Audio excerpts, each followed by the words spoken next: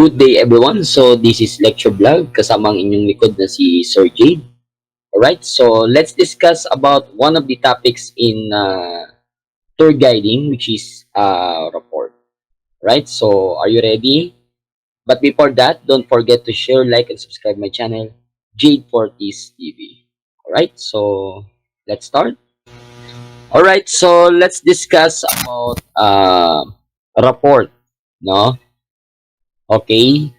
Actually, report is one of the important elements of being a tour guide, especially in handling tours and, of course, to have social interaction with the tourists and other people or different people who are involved in the tour operations.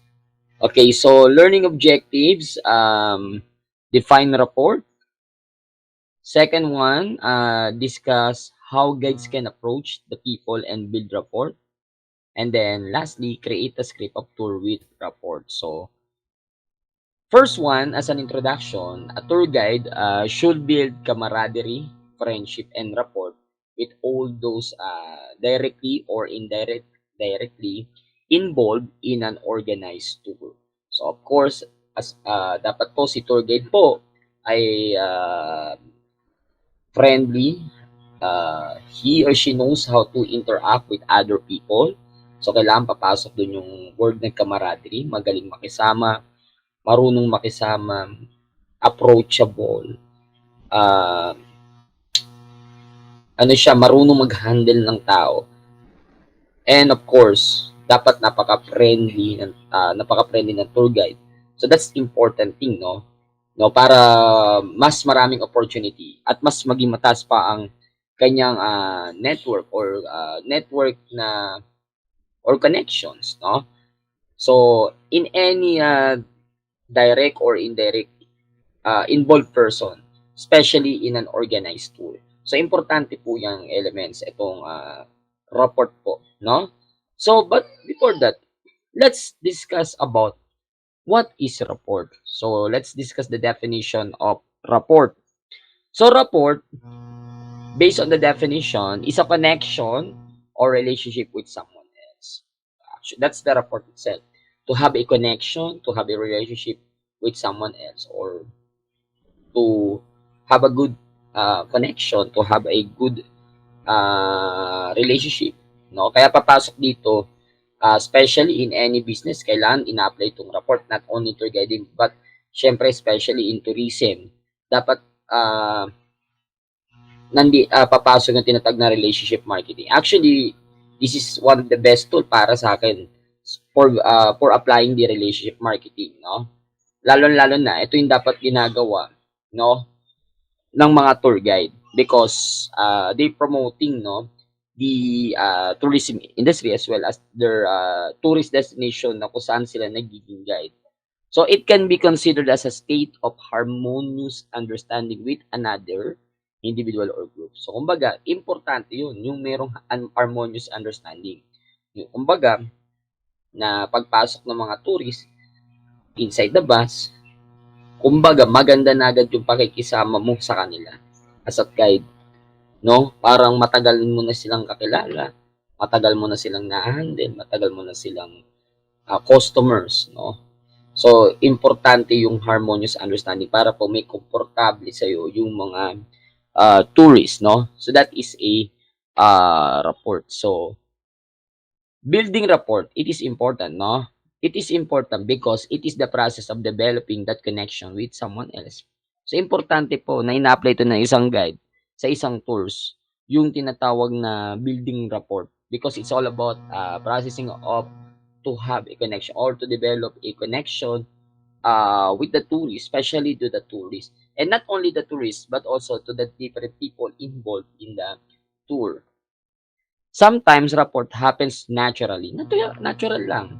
Lalo na kapag ano po, yung mga extrovert pong person, yung mga may tinatawag na people smart or that's people smart po, no? Or interpersonal intelligence. Natural na po sa kanila yung nagiging approachable sila, nagiging friendly sila, no?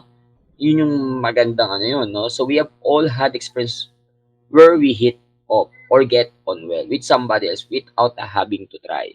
Okay? So this is often how friendship starts. No, maganda yun, how friendship start.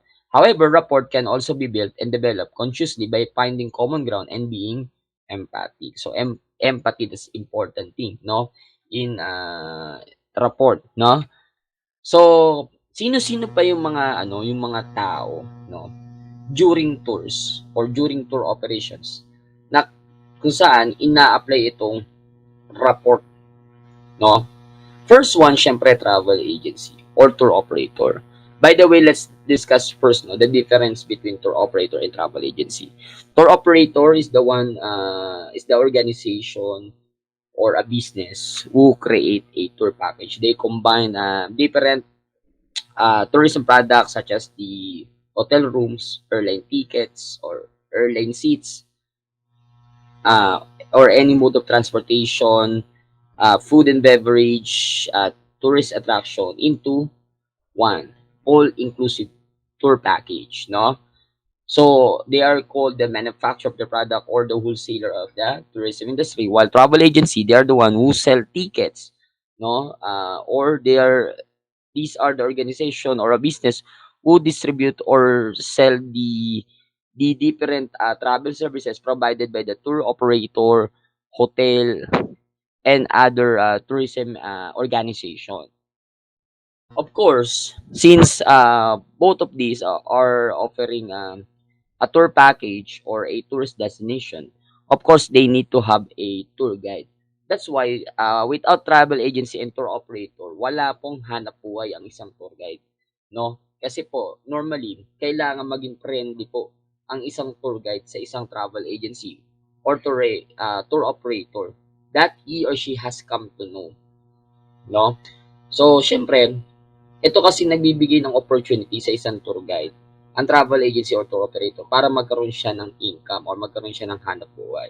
They are the sources of employment and job opportunities in the industry, especially in tour guiding. Kasi sila yung sila yung nag-aayos ng tour, sila yung gumagawa ng tour package. Ang travel agency, sila yung nagbebenta ng tour package. So, kailangan nila ng tour guide. So, kailangan ang mga tour guide kailangan marunong silang makisama, marunong silang makipagkaibigan, marunong silang makipag-connect with this tour operator or travel agency. Travel agent are not that hard to please. As long as guides follow the rules and requests in handling their account, they will always ask for the same guide service in their pictures. Natural, hindi naman talaga mahirap i-please yan. Lalong-lalo na, to become accredited travel agency or tour operator, kailangan based dun sa accreditation ng Department of Tourism, kailangan nila ng mga tour guides. So, kailangan nila kumuha ng tour guide. And especially, yun ang requirements. And especially, paano kung may mga kliyente silang mga foreigner. May mga tour guide na marunong mag foreign language. So, sila yung kailangan. Kailangan sila ng travel agency. So, dapat, ang tour guide, they need to become friendly and to have a good camaraderie with this tour operator para tuloy-tuloy yung kanyang income or tuloy-tuloy yung kanyang racket, no? Or trabaho. Okay, next one, airport personnel. Airport personnel, syempre, ito yung mga workers inside the airport, no? Yung mga nagtatrabaho sa airport, especially yung mga passenger service assistant or the PSA. So, dapat po, as much as possible, si tour guide ay approachable po sa mga airport personnel o nag-a-approach sila sa mga airport personnel, nakikipagkaibigan sila or nakikipag-connect sila. In terms kasi na magkakaroon na ng picking up with yung tourist, pipick up na ng tour guide, there are times when a guide will pick up the guest directly from the airport. Normally kasi, lalo na yung mga international visitors or mga domestic visitors na mag-a-arrive po doon sa airport. So, ipipick up po ni tour guide yun doon sa mismong airport. So, kailangan po, they need to, as the assistant of the airport personnel, it is necessary na kailangan makipag-usap sila, na kailangan marunong silang makisuyo, lalo na yung mga kung ang mga tour guide Lalong-lalo na kung yung mga tourist na yun ay mga very important person. So, kailangan po nila ng assistance para mas mabilis po yung pag-process po doon sa mismong arrival. Requests including picking up the guests from a designated point or location and special assistance to the young, the elderly, or the incapacitated. O yan pa, aside on that, may mga passengers na mga youngs, mga minors, mga elders or mga seniors or mga persons with disability or incapacitated. So kailangan talaga ng mga airport personnel. So it is important that the tour guide, they need to ask assistance or kailangan nilang magkaroon ng connection with the airport para tulungan sila ng airport personnel sa mga baggage, sa mga at pagdala doon sa mismo kung saan area po i-pick up yung mga tourists. Okay? Next one, coach captain or driver. Si coach captain siya yung driver ng motor coach during tours. So actually, especially ang pag ginagawa ng mga tour guide as part of their tour guiding script. Sa unang-una pa lang po, pag hindi lang po dapat ini-introduce ng tour guide yung sarili nila at yung destination, but also kailangan ipapakilala din si coach captain. Kailangan malikilala din ng mga tourists kung sino po yung coach captain. Kasi si coach captain na nagko-control ng trip. So ito example. Good morning, ladies and gentlemen. Mabuhay and welcome to the Philippines. Mabuhay is our way of saying welcome to the Philippines. I'm your tour guide for today. My name is Jade Portis Espolobarit. You can call me Jade for short. And beside me is our competent and cautious coach captain, Miguel Jan Felix. Say hi to Miguel Jan Felix. O yun. So our coach captain is a licensed coach captain or driver for 10 years. Yun. So parang ganun lang. Yung bigyan mo ng introduction ang coach captain or i-acknowledge mo siya during tours, ma-appreciate na ng tour guide yun. Ayan, they should be treated well and with respect. Of course, the guide should polite them the best route to take every now and then. So, yun yung ginagawa ni coach captain. So, hindi porket siya yung driver, hindi na siya gagalang. So, as a tour guide, and of course, dapat din tinuturo din sa tourist na dapat respetuhin po si coach captain. Okay? So, actually, kung normally, kung ikaw ay tour guide at nauna ka na mismo doon sa area po or saan po yung pinaka-assemble area ng tour, no? Saan kayo magkikita ng coach captain? Kung nauna ka, dapat syempre marunong ka lang makisama, marunong ka marunong ka makipagkaibigan. So, yung simpleng ilibre mo man lang kahit almusal or dapat po during during lunch sa mga tours, kailangan po pakakainin din si coach captain. Syempre siya po yung nag-handle ng manibele. Okay? So another one, colleagues. Pag sinabi mo pong colleagues, ito yung mga kapwa tour guide, kasamang tour guide kasi 'di ba sa isang tour pwedeng hundreds of students. So, ibig sabihin, ilang bus yun. So, ibig sabihin, may mga kasama kang ibang tour guide. Sometimes, yung mga kasama mo tour guide, hindi mo mga kakilala. Mga freelance guides. So, these are your colleagues. Or even the tour coordinator, if applicable. In case of big group tours, the adage, no man is an island is always observed. So, importante po yung makipag-cooperate ka, makisama ka, magkaroon kayo ng teamwork or magkaroon kayo ng magandang leadership and teamwork, no? Especially, here in this situation po, kailangan po ay cooperative ang isa't isa, no? To make the service better at maging maganda maging quality yung service sa mga tourists. The tour guide is encouraged to be sensitive to the needs not only of his or her own groups, but also of the other tourist participants belonging to another group. So, pag example, kung 5 bus yan, tapos nakapag-count off ka na, nakakita mo na yung mga tourist mo, you should ask the other tour guides kung may mga problems pa sila, kung kumpleto na ba yung mga nila. So, tulungan mo din sila, no? Magtulungan kayo. So, example, kung sa bus number 2, ask them kung may problema pa bago iwanan sa bus 3, bus 4, bus 5. Tanungin mo sila kung may mga needs pa sila or may mga kulang pa silang pasahero. Okay? So, he or she is also expected to help his or her colleague whenever necessary. This relation can be extended to step-on guide. So, pag may mga step-on guide, syempre din, makisama din. No? Lalo-lalo na pag yung mga tour guide po ay manggagaling pa dun sa mismong sa mismong destination. So, it is important na yung tour guide ay marunong makisama at marunong makipag-cooperate para mas maging quality yung pag-operate ng tour. Lalo-lalo na maraming grupo yan. Okay? Tourist, syempre ito yung pinaka-customer. This is the center of the tour. Sila yung mga pinaka-importante sa isang tour po. Pinaka-importanting tao sa isang tour, yung mga tourists. A tour guide should always focus ear or attention on taking care of his or her client. Syempre po, kailangan po authentic ang isang tour guide. Kailangan focus siya sa kanyang mga inahandle na tourist or sa kanyang group, no? Always focus his or her attention on taking care of his client. Kailangan niya chine-check yung kanyang mga kliyente kung okay ba sila, kamusta ba sila. And also, as a tour guide, dapat po, bago mo ma-handle yung mga grupo na yun, alam mo na kung ano yung kanilang, kung ano yung background nila. And also, you should aware of their physical and emotional state. Kamusta naman yung status nila during tours, kamustahin mo palagi. Okay? So, of course, as a tour guide, always check kung lagi silang kumpleto sa loob ng bus. Kaya nga may head count po.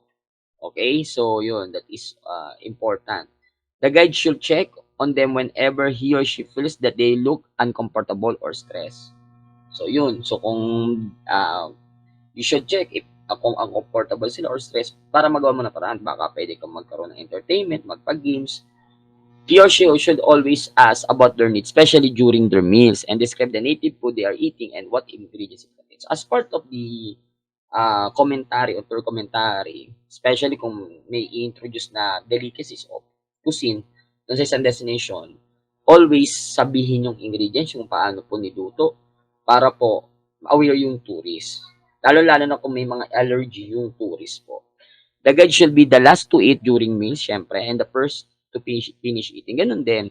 Kapag lunch or dinner, si tour guide po ang huling kakain at unang matatapos kumain, no?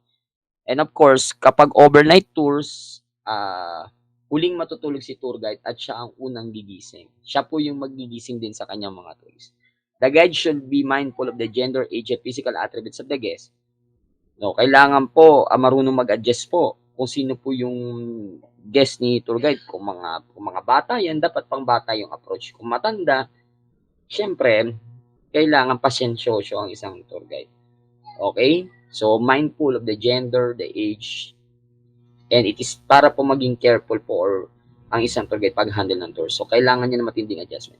Each guest should be treated in the most special way possible regardless of the nationality, gender, or race. Alright? So, next one, employee of lodging businesses. So, ito yung, yung mga empleyado or mga staff or the front desk agent or even the manager of the accommodation, especially for overnight tours.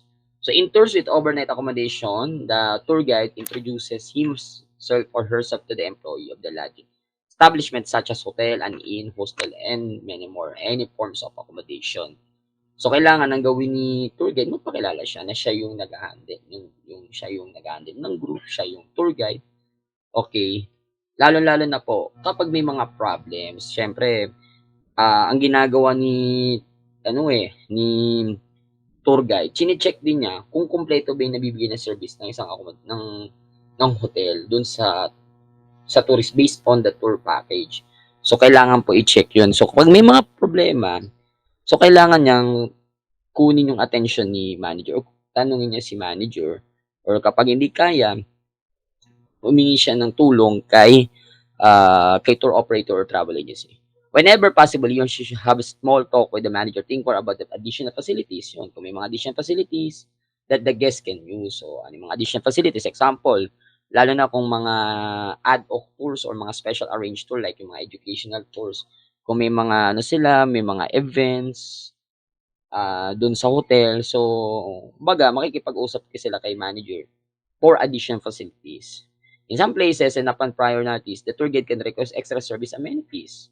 Yun pa. Or complimentary tokens for guests who are celebrating their special occasion. So, kumbaga, mag-approach sila sa hotel managers, lalo na kung may mga kung may mga special occasion ang isang guest. So, para magkaroon sila ng complimentary tokens or any extra service amenities. Okay? Next one, group leader. Pag ang group leader po, especially in company outings or tour, ito yung tinatawag na coordinator. Especially yung coordinator, ito yung pinadala ni travel agency or tour guide upang travel agency or tour operator upang sila yung mag-coordinate with the suppliers po and also mag-handle po sa mga guests. If there's one, the tour guide should introduce himself or herself to this person before the start of the tour. Si tour guide po ang mag-introduce ng sarili niya doon sa tour coordinator na kasama po ng tour group. And then, kailangan nilang mag-usap about if there's any changes in the itinerary or schedule or yung mga different activities about tour. So, kailangan po sila ay good partner or good team inside sa bus po para maganda yung flow ng tour at maganda yung maging experience ng mga tourists. Okay, another one, local vendors. Ang local vendors, normally natatagpuan sila sa stopover kapag may mga kapag may mga during stops po sa isang attractions po. Vendors normally found in every stopover of the tour. Their selling activities signify their economic benefit that tourism brings to the locals. However, the proliferation of the vendors who try to board the tourist bus to sell their goods is very disrupting to the tourists. Ingat lang po dito kasi sometimes yung iba nagpapanggap maging local vendors. Yung pala mga holdupper, mga kidnapper, so mag-iingat po. Kaya kailangan ang approach po ni tour guide sa mga vendors na ito na kung may mga may mga bibili, hintayin na lang sa labas. Huwag na pumasok ng loob ng bus. Hintayin na lang sa labas ng bus at doon bumili. Kung may mga gustong mga tourist na bumili po doon sa kanilang produkto. Kasi may hirap na, mamaya nagpapanggap yan. At minsan may mga salisi po dyan. No? So, importante kasi yung security at comfort ng tourist na hindi po makompromise yun. The guide can ask the vendor to let the tourist get off the bus first and wait for them to decide whether to purchase their merchandise, souvenirs, or not. Okay? And also, para mas mabilis po yung tour, dapat po ina-announce po ni tour guide during his or her commentary yung mga best place for pasalubong, pagbilihan ng pasalubong or souvenirs. No? Since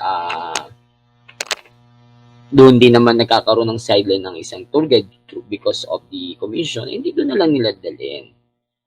Okay? So, while guests check out the items, the guide may also help them haggle with the vendors. In addition, the guests should be given information about the vendors or souvenir stop before reaching the stopover. It is advised that the stopover have be made for quality souvenir shopping. Okay? So, any question about the report? Okay? So, actually, importante ito i-apply ng isang guide during tours para po mas maging maganda at matiwasay po ang tour sa isang destination at maging maganda experience ng mga tourists as well as magiging maganda ang samahan ng bawat tao po na involved po sa tour. Lalo-lalo na po, kailangan i-apply ito ni tour guide ang pagiging yung report na tinatawag. Okay? So, if you have any question, don't hesitate to ask me by commenting below in this YouTube channel. YouTube video po. Okay? Alright, so kung may mga questions pa, don't hesitate to ask me. Okay, maraming salamat po sa mga nakinig at nanood po.